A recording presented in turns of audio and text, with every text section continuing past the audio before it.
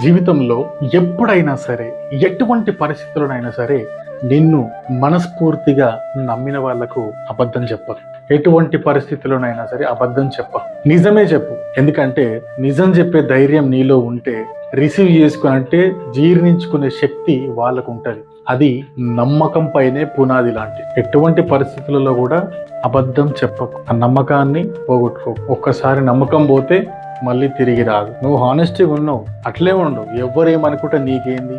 అబద్ధం ఆడకు, నిజమే చెప్పు, జరిగిందే చెప్పు, ఉన్నదే చెప్పు. యాక్సెప్ట్ చేస్తే, రిసీవ్ చేసుకుంటే ఉంటారు నీతో పాటు అర్థం చేసుకున్నారు. లేదు అంటే నీ మంచి కోసమే అనుకో, వెళ్ళిపోతారు. వెళ్ళిపోయేటోళ్ళని పోనీ, ఎవరు ఆపుతారు?